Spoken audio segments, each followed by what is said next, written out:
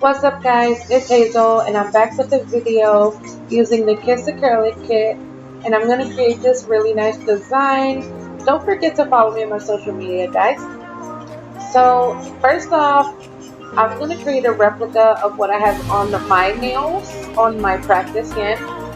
For technical reasons, I don't want to get into it. I just lost the damn video. I don't know what happened. But because that happened, I'm just going to show you guys on my practice hand. First off, what I did was add the white tips on and took a small amount off the edge and then just formed them into the coffin shape. And now I'm adding my base layer. This is just a very tiny bead of clear. I make sure I cover my entire nail with the very thin layer. And then whatever designs I'm going to do, I'll do it on top of this. And then say I want to change my design or anything like that, I would just come back and file back down to this base layer and start from scratch.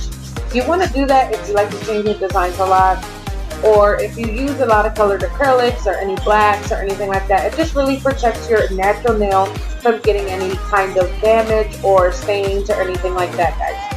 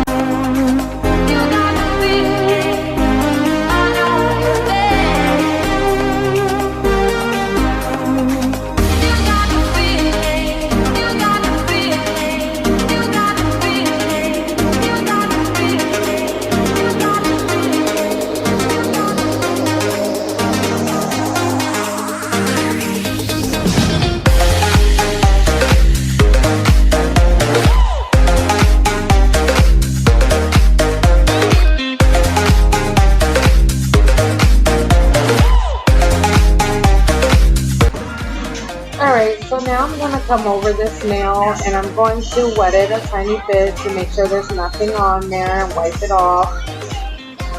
Then I'm going to grab a tiny amount of clear, a little bit more smaller than the base layer that I used. And I'm just going to wipe it over the nail. Literally guys, just paint it on. And then dip into your glitter with nothing on your brush and come over with your glitter. This is only if you guys like sparse glitter. If you guys like a better glitter payoff and you want more, just dip the bead that you grab of the acrylic into that glitter and it'll be a way better payoff. I didn't want that with this design just because I wanted the smile line and everything to be seen at the end.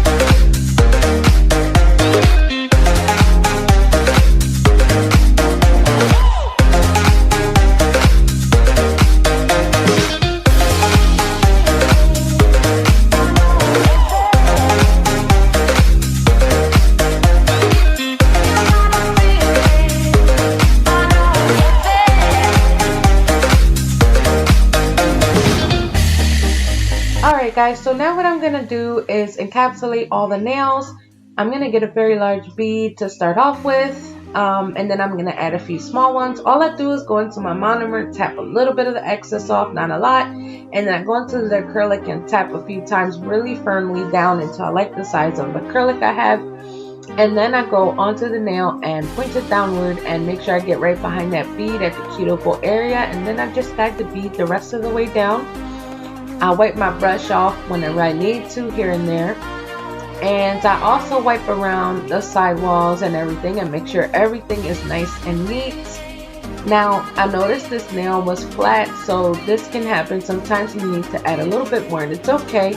So what I'm gonna do is I'm gonna grab like a medium-sized bead and add it right in my apex area, exactly where I need it at. And a good method that I learned to use is to put the bead down and then blend the back of it towards the cuticle and then blend the front of it downward, and not really touching the center, because this ensures that it stays where it needs to be and you don't brush it out of its place or off the entire nail. I cannot tell you how many times I had to deal with this issue, and I finally learned a good method to keep myself from doing that. So now I'm just going to add a few beads here and there. Right now I'm adding one at the cuticle to make sure everything is really nice and flush and neat around there. And I'm going to do this for the entire thing, and then I'll come back and explain to you guys the next step.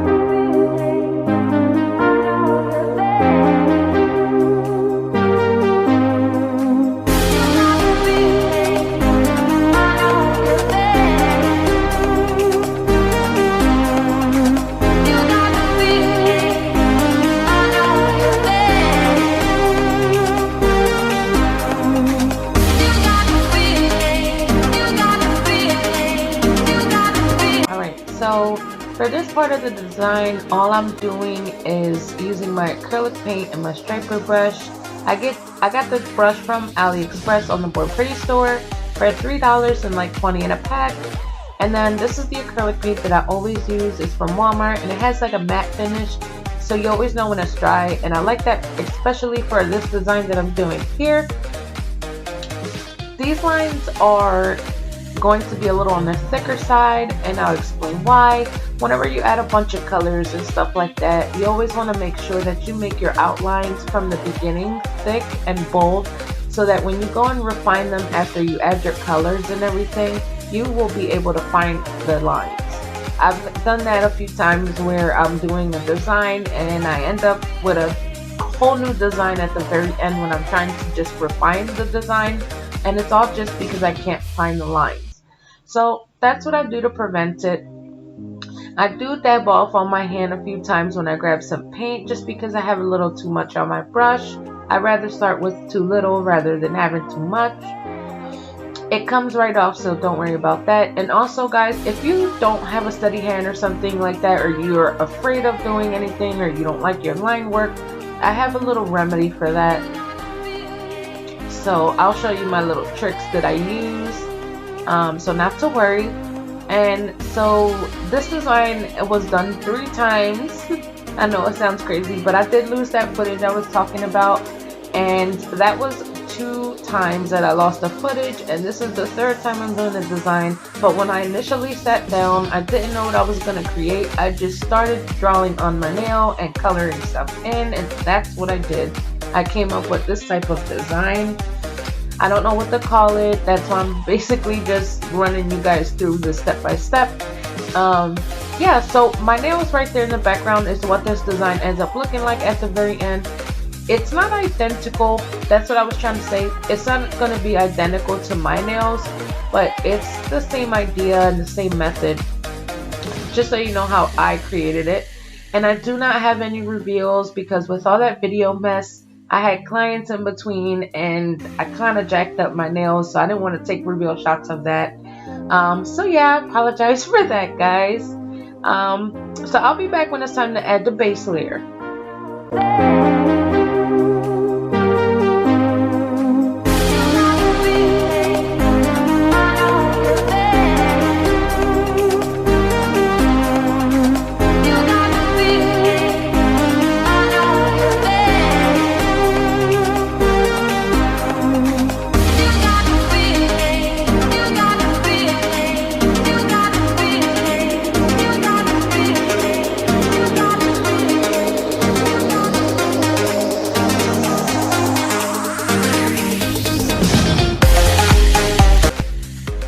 Okay, so with this part of the design, I'm just putting my base down.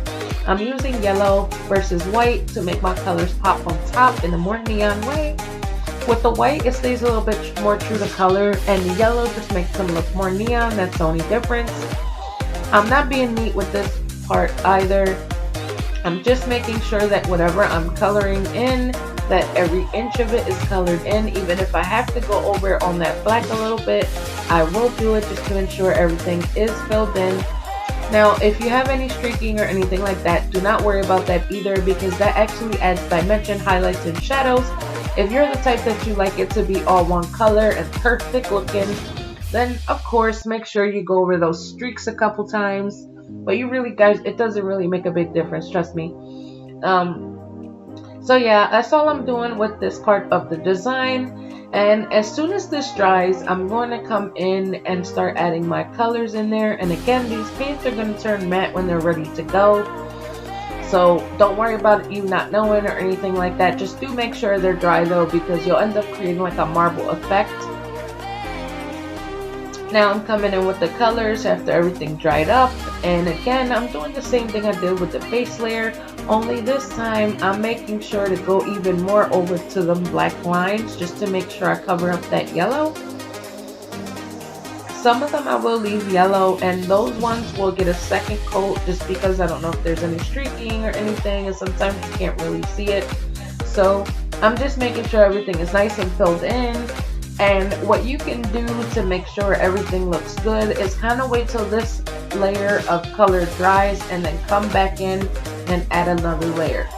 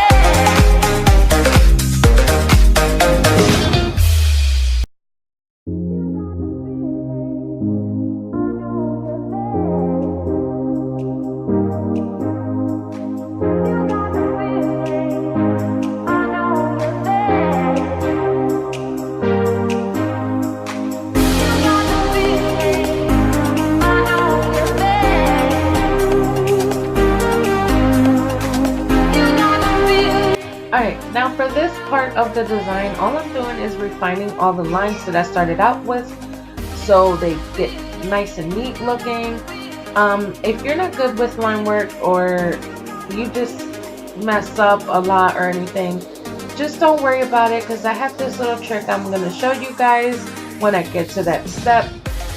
It works very well, so I'll explain it when it comes up. But anyway, just try and be nice and neat as much as you can, and if you get any of this black by accident into any of your colors, all you have to do is clean off the brush, get the color that got messed up, and then fix it with a little bit more of that color.